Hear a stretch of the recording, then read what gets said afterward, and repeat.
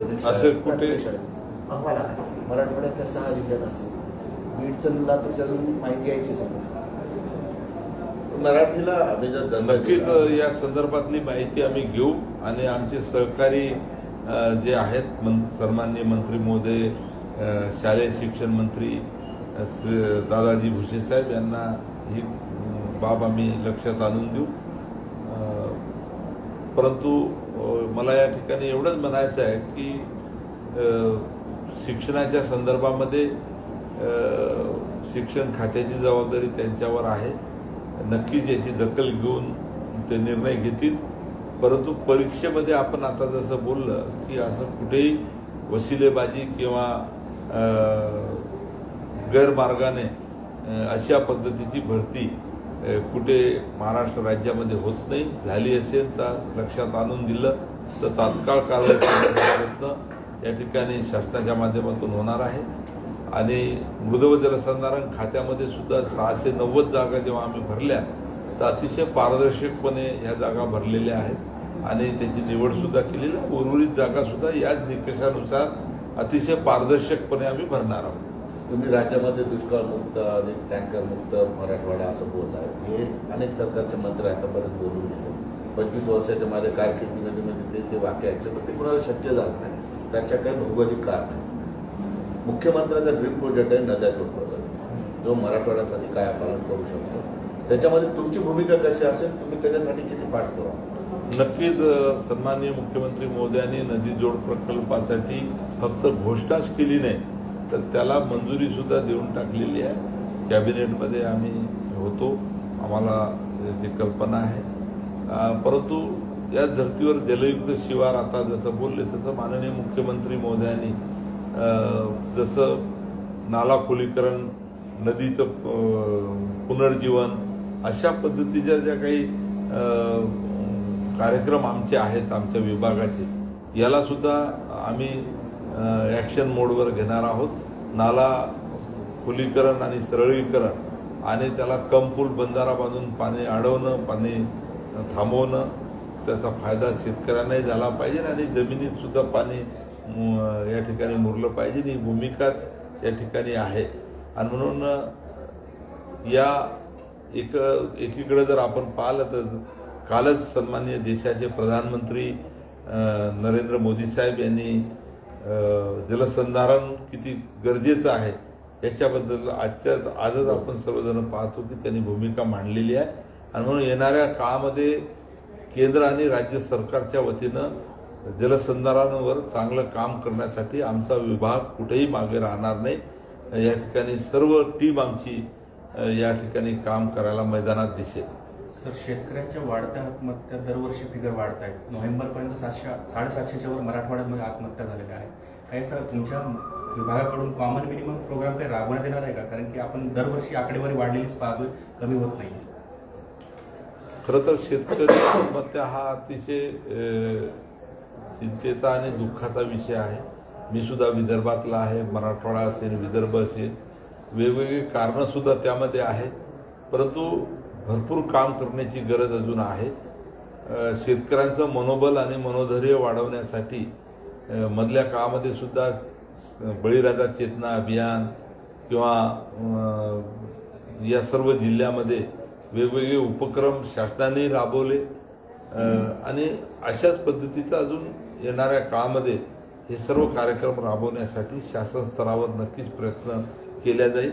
आणि या बाबी माननीय मुख्यमंत्री आणि आमच्या दोन्ही उपमुख्यमंत्र्यांना माहीत आहे आणि या संदर्भात नक्कीच धोरणात्मक आणि चांगला निर्णय येणाऱ्या काळामध्ये होईल. मराठवाड्यातल्या 2 घटनांमुळे महाराष्ट्राचं राजकारण ढवळून निघाले. विधानसभेत तुम्ही बघितलं मस्साजोग आणि परभणी.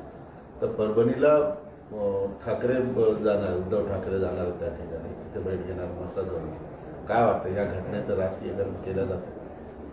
सरकारने तर बऱ्याच गोष्टी जाहीर करून टाकल्या दोन्ही घटना. विधिमंडळाचं अधिवेशन नागपूरला नुकतंच पार पडलेलं आहे. त्याच्यामध्ये भरपूर चर्चा झाली. परंतु आता सर्व चित्र जर आपण पाहिलं की लोकसभेच्या वेळेस ज्या पद्धतीनं विजय मिळाला तेव्हा कुठेही काही बोललं गेलं नाही. आता आम्ही महाराष्ट्राच्या विधानसभेच्या निवडणुका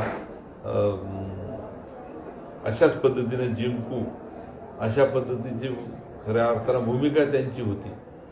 परंतु तत्कालीन मुख्यमंत्री सन्माननीय एकनाथरावजी शिंदे साहेब यांनी परत एक चांगल्या पद्धतीचं काम केलं.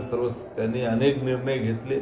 जवळपास 800 निर्णय समाजातल्या प्रत्येक घटकासाठी घेतले. समाजातला मग वयोवृद्ध माणूस असेल, लाडल्या बहिणी असेल, विद्यार्थी असतील, बेरोजगार असतील, तरुण असतील, त्याच्यानंतर व्यापारी असतील, या सर्वांसाठी निर्णय घेतले. आणि या सर्व निर्णयामुळे महाराष्ट्रामध्ये एक विश्वास निर्माण माननीय शिंदे साहेबांनी केला आणि महायुतीला जे या ठिकाणी यश मिळालं त्यावरून आता EVMचं बद्दल आंदोलन मोठ्या प्रमाणात चालू आहे. मधल्या काळात आपल्याला सर्वांना माहीत आहे कशा पद्धतीची ओरड होती. आता परत एक घटना झाली. त्या घटनेच्या संदर्भात माझी तरी सर्वांना विनंती आहे की राजकारणासाठी राजकारण कोणी करू नये. खरं तर अतिशय दुर्दैवी घटना आहे. त्याच्या संदर्भात माननीय मुख्यमंत्र्यांनी सभागृहामध्ये आपली भूमिका जाहीर केलेली आहे. निष्पक्ष चौकशी झाली पाहिजे ही भूमिका सर्वांचीच आहे. चौकशी होऊ द्यावं आणि त्याच्यानंतर जो कोणी दोषी आढळेल त्याला नक्कीच या ठिकाणी शिक्षा देण्याचं काम शासन करणार आहे. परंतु चौकशी होण्याच्या अगोदरच वेगवेगळ्या पद्धतीचं राजकारण केल्या जाऊन राहिलं हे आपल्या महाराष्ट्रासाठी खरं तर योग्य नाही. कारण हा महाराष्ट्र अनेक खरं तर या महाराष्ट्राला वैभवशाली इतिहास आहे. आपण जर पाहिलं तर सन्माननीय यशवंतरावजी चव्हाण साहेब, वसंतदादा पाटील साहेब, वसंतरावजी नाईक साहेब असे अनेक या महाराष्ट्रातल्या जडणघडणीमध्ये त्यांनी अतिशय मोलाचा वाटा उचलला.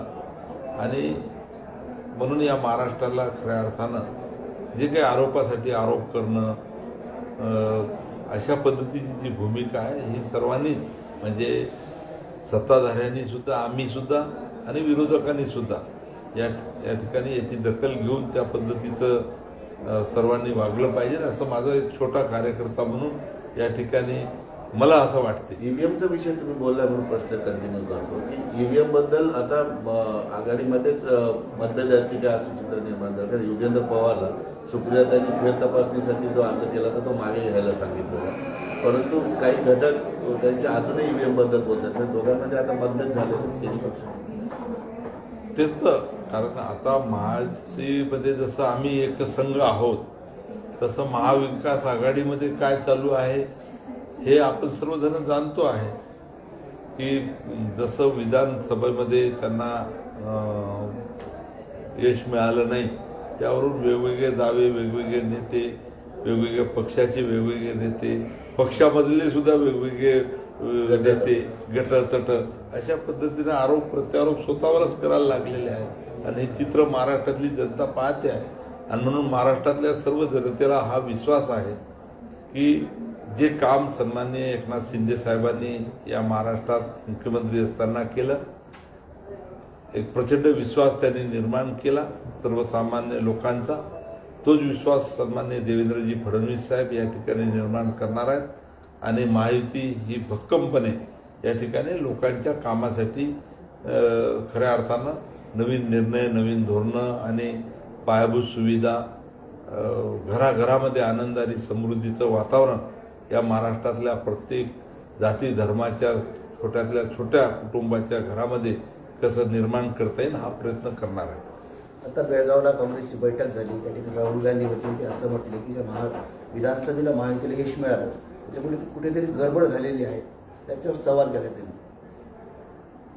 मग लोकसभेत मिळालेल्या यशाला सुद्धा गडबड झालेली असं आम्ही म्हटलं नाही. तेव्हा जो काही निर्णय जनतेचा होता तो आम्ही स्वीकारला आणि अजून जोरात कामाला लागलो. म्हणून जनतेने परत या ठिकाणी महायुतीला प्रचंड आशीर्वाद दिलेला आहे आणि त्यांना जे काही आहे तो संदेश दिलेला आहे. आणि म्हणून चांगलं काम करून या ठिकाणी हे सरकार लोकांचा परत विश्वास या ठिकाणी टिकवणार आहे आणि लोकांना नक्कीच मी जसं म्हटलं की लोकांना आवश्यक असलेलं, लोकांना काही अर्थानं हा महाराष्ट्र सर्व दृष्टीनं कसा समोर जाईल या दृष्टीनं प्रयत्न आम्ही करणार आहोत. धन्यवाद. सर एक दोन प्रश्न छोटे छोटे आहेत, कारण काही अवघड चला नाही. मला जायचं आहे. सीएम साहेबांबद्दल एक सीएम साहेब भाषण द्यावी लागेल, थोडं 1-2 मिनिटं बोलावं लागेल. राहू द्या ना. आता तुझं खाजगी दौरा आहे. चला. चला, विमान आहे.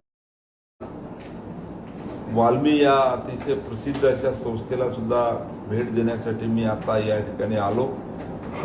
विभागाच्या सुद्धा वेगवेगळ्या अधिकाऱ्यांशी मी या ठिकाणी चर्चा केली आणि प्रत्यक्ष विभागाच्या मार्फत जे काही कामं सुरू आहेत आपल्या सर्वांसोबत या ठिकाणी भेटावं, बोलावं, चर्चा करावी म्हणून सहज या ठिकाणी आपल्या सर्वांना भेटायसाठी मी आलो आहे. विधिमंडळाचा 5-10 सदस्य होण्याचं या ठिकाणी संधी मला जनतेने दिलेली आहे आणि सातत्यानं मतदारसंघातल्या जनतेने मला पहिल्या निवडणुकीत जसं मतं दिली त्या दुसऱ्या निवडणुकीत थोडी जास्त दिली, तिसऱ्यात जास्त दिली, म्हणजे 5ही निवडणुकीत मताची जी टक्केवारी आपण पाहतो तर ती वाढत माझी गेलेली आहे. मंत्री म्हणून आज 4थ्यांदा मी मंत्रिमंडळामध्ये शपथ घेतलेली आहे. पहिले महसूल राज्यमंत्री म्हणून मी सन्माननीय देवेंद्रजी फडणवीस साहेब यांच्या मंत्रिमंडळामध्ये काम केलं. दुसऱ्यांदा मी वनमंत्री म्हणून काम केलं. तिसऱ्यांदा अन्न औषध प्रशासन मंत्री म्हणून काम केलं आणि मृद व जलसंधारण खात्याचा मंत्री म्हणून सुद्धा मी मागेही काम केलेलं आहे आणि परत आता निवडणुका झाल्या, महायुतीचं प्रचंड बहुमत राज्यामध्ये आलं. राज्याचे नेतृत्व सन्माननीय देवेंद्रजी फडणवीस साहेब, उपमुख्यमंत्री आमचे नेते सन्माननीय एकनाथरावजी शिंदे साहेब आणि दुसरे उपमुख्यमंत्री अजितदादा पवार यांच्या नेतृत्वामध्ये जे सरकार स्थापन असेल हे सर्व कामं करण्याच्या दृष्टीनं माझं हे स्पष्ट मत आहे की राज्यातल्या दुष्काळी परिस्थितीवर खऱ्या अर्थानं कायमस्वरूपी या ठिकाणी जर उपाययोजना करायच्या असेल तर त्या दृष्टीनं जलसंधारण विभागच या सर्व गोष्टीच्या माध्यमातून काम केल्यानंतरच हा महाराष्ट्र दुष्काळमुक्त होऊ शकतो, टँकर मुक्त होऊ शकतो आणि म्हणून वेगवेगळ्या एक पाणलोट यात्रा या ठिकाणी आम्ही काढणार आहोत, ज्याचा शुभारंभ या ठिकाणी दुष्काळी भागातून आम्ही करणार आहोत. शुभारंभ प्रसंगी देशाचे जे मंत्री आहेत सन्माननीय शिवराज सिंग चौहान साहेब यांना आमंत्रित करणार आहोत. राज्याचे मुख्यमंत्री आणि दोन्ही उपमुख्यमंत्री असतीलच आणि ही पाणलोट यात्रा जवळपास 1600 गावामध्ये फिरणार आहे. पाणलोटाचं महत्त्व, पाणी आणि मातीचं महत्त्व हे लोकांना सांगणारच आहे आणि श्रमदानातून वेगवेगळे स्ट्रक्चर सुद्धा निर्माण करणार आहे. त्याच पद्धतीनं विभागाच्या ज्या काही वेगवेगळे कार्यक्रम चालू आहेत ते त्या गावामध्ये कसे राबवता येईल याचा सुद्धा प्रयत्न आम्ही करणार आहोत. आज ही यात्रा पूर्ण जानेवारी महिन्यामध्ये निघाल्यानंतर जवळपास 4 महिने या यात्रेचं म्हणजे जानेवारी, फेब्रुवारी, मार्च, एप्रिल या सर्व महाराष्ट्रामध्ये वेगवेगळ्या विभागात ही यात्रा फिरणार आहे. जवळपास पाणलोटचे जवळपास 144 प्रकल्प आमचे आहेत. 30 जिल्ह्यामध्ये हे प्रकल्प आहेत, 1600 गावं आहेत आणि हे करत असताना अनेक गोष्टी या माध्यमातून आम्ही करणार आहोत. जसं गाळमुक्त धरण आणि गाळयुक्त शिवार. आज महाराष्ट्रामध्ये अनेक स्ट्रक्चर पाणी साठ्याचे आहेत. गाळ साचल्यामुळे कुठेतरी पाणी साठा कमी होतो आहे, म्हणून तो त्या साठ्यातला गाळ काढायचा आणि तो शेतकऱ्याच्या शेतामध्ये पसरवायचा अशा पद्धतीची एक धडक मोहीम सुद्धा राबवण्याचा प्रयत्न या ठिकाणी आहे. आणि या माध्यमातून जेव्हा मी या खात्याचा पदभार स्वीकारला, अगोदर वेगवेगळ्या NGOच्या लोकांशी मी बोललो.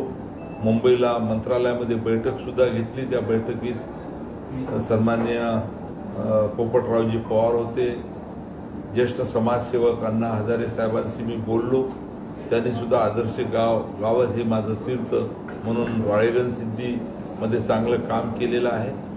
भारतीय जैन संघटनेने चांगलं काम केलेलं आहे. नाम फाउंडेशन सन्माननीय नाना पाटेकर साहेब असतील, मकरंदजी अनासपुरे साहेब असतील, यांनी काम केलेलं आहे. अशा महाराष्ट्रात जवळपास 500-600 NGO ह्या पाणलोट आणि जलसंधारण विभागाच्या माध्यमातून जे काम आहे तेच काम करतात. त्या सर्वांचं सहकार्य घेऊन या विभागाचं एक चांगलं काम करण्याचा प्रयत्न मी करणार आहे. आणि म्हणून यासाठी मंत्रालयात मी बैठक तर घेतलीच, परंतु फील्डवर सुद्धा सर्व अधिकाऱ्यांना या ठिकाणी प्रस्ताव तयार करून त्या पद्धतीचं एक कार्यक्रम नियोजन करण्याच्या संदर्भात सुद्धा सूचना देण्यासाठी मी दौरा करतो आहे. आणि म्हणून आज छत्रपती संभाजीनगर या जिल्ह्यामध्ये मी आलो आहे आणि आपल्या सर्वांशी सुद्धा भेटतो आहे. तर सर्वात महत्त्वाचं यवतमाळचे पालकमंत्री बाबा डॉक्टर उत्सुक आहात,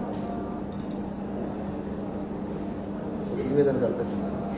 पक्षाशी बोलणं झालंय. तर सर्वात महत्त्वाचं यवतमाळचे पालकमंत्री बाबा डॉक्टर उत्सुक आहात,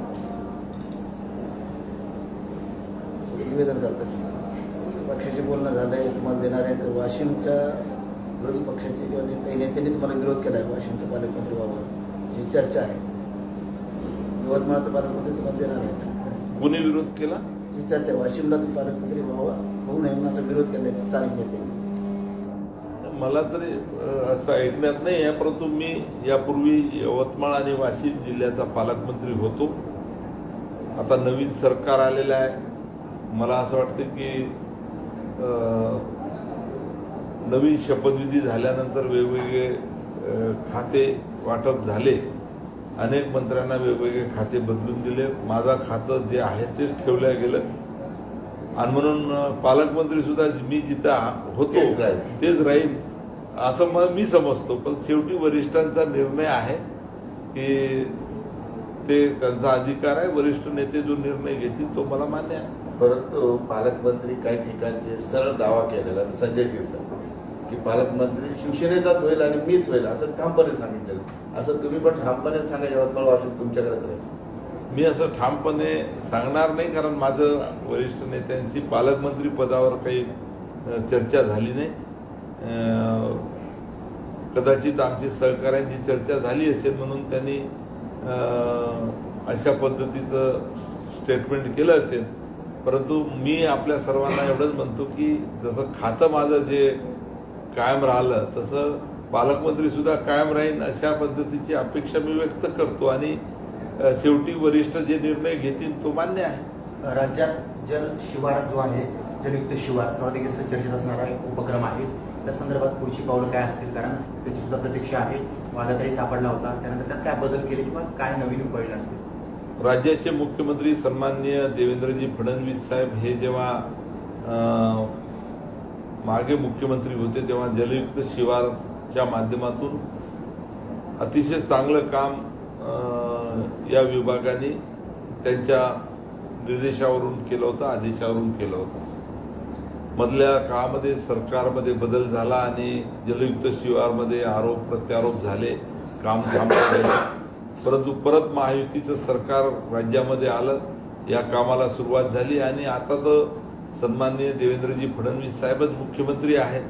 आणि म्हणून जलयुक्त शिवार टप्पा 2 हे जवळपास 5,000 गावाची निवड या निमित्तानं आम्ही राज्यामध्ये केलेली आहे.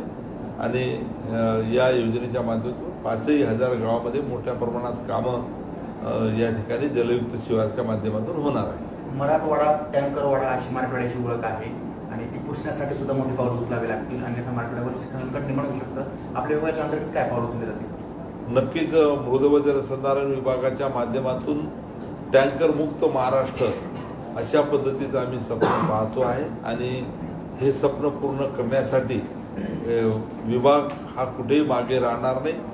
पाणलोट क्षेत्र असेल किंवा जलसंधारणाची कामं असेल, हे लोकसहभागातून आणि वेगवेगळ्या पद्धतीने केंद्र आणि राज्य सरकारच्या वेगवेगळ्या निधीमधून या सर्व म्हणजे दुष्काळमुक्त महाराष्ट्र करण्यासाठी आमचा प्रयत्न राहणार आहे. आपल्या विभागामध्ये बरेचशी खाते आहेत, ते रिकामी आहेत, बरेचसे पद रिकामी आहेत. परीक्षा घेत असताना बऱ्याचदा घोटाळ्याचा सामना करावा लागला, वादातही सापडल्या परीक्षा. त्यानंतर रिक्त जागा भरणं एक आव्हान, त्या परीक्षा घेणंही पारदर्शक असतील हे एक आव्हान. तर हे कसं परिपूर्ण होईल आणि तुमच्या काळात किती जागा अतिशय पारदर्शकपणे परीक्षेची भरती आम्ही करण्याचा प्रयत्न केलेला आहे. मागे मी या खात्याचाच मंत्री होतो तेव्हा जवळपास 690 जागा जाहिराती आम्ही काढल्या. नामांकित संस्थेच्या माध्यमातून या जागेची परीक्षा आम्ही घेतली. थोडंसं पहिल्यांदा परीक्षेमध्ये गोंधळ जेव्हा झाला, अशा बातम्या वृत्तवाहिनीवरून आणि प्रिंट मीडियाकडून जेव्हा आल्या, तेव्हा याची चौकशी आम्ही लावली आणि परत परीक्षा घेण्याचा निर्णय घेतला. परत परीक्षा घेतल्या आणि त्याचा रिझल्टसुद्धा आम्ही लावला. कागदपत्राची पडताळणी चालू आहे आणि 690 पदाची भरती करून त्यांना नियुक्तीपत्र पुढच्या महिन्यामध्ये आम्ही देणार आहोत. अजून उर्वरित जागा या ठिकाणी भरण्यासाठी आम्ही जाहिरात काढणार आहोत. रिक्त पदे सुद्धा तातडीनं भरण्याची भूमिका आमची आहे. येणाऱ्या काळामध्ये या सर्व गोष्टीचं प्राधान्यानं केल्या जातील. पण शपथविधी झाल्यानंतर खास करून तिन्ही पक्षाच्या जर आपण कामाची सुरुवात बघितली तर शिंदे गटाचे मंत्री लगेच कामाला लागले सगळे. आणि 23 तारखेला तर हिंदू हृदय बाळासाहेब ठाकरे यांचं स्मारक 23 जानेवारी रोजी खुलं करणार असं सांगितलं जातं. तिन्ही पक्षाची जर बघितलं, तिन्ही पक्षामध्ये स्पर्धा असणार मंत्र्यांची की आपण जनतेचं जास्त काम करतो. अजिबात स्पर्धा नाही. महायुती म्हणून जनतेच्या कामासाठी महायुती म्हणून आम्ही तिन्ही पक्ष आणि आमचे तिन्ही वरिष्ठ नेते जे आहेत राज्याचे, ते अतिशय त्यांच्यामध्ये चांगला समन्वय आहे. सन्माननीय देवेंद्रजी फडणवीस साहेब असतील, सन्माननीय आमचे एकनाथरावजी शिंदे साहेब असतील, सन्माननीय अजितदादा पवार असतील, यामध्ये अतिशय चांगला समन्वय आहे. आणि आमच्या मंत्र्यामध्ये सुद्धा खरं तर चांगला समन्वय आहे. सर्वच जण जे जे विभाग आम्हाला वाटून दिलेले आहेत त्या त्या विभागात चांगलं काम करून दाखवण्यासाठी आम्ही सर्वजण प्रयत्न करणार आहोत. आणि या महाराष्ट्रातल्या सर्वसामान्य माणूस हा आमचा केंद्रबिंदू आहे. त्या सर्वसामान्य माणसासाठी हे आमचं सरकार राबणार आहे, त्यांच्यासाठी काम करणार आहे. परीक्षात घोटाळा होतो कारण विद्यार्थ्यांना काही येत नाही, पैसे भरून मग ते पास होण्याचा प्रयत्न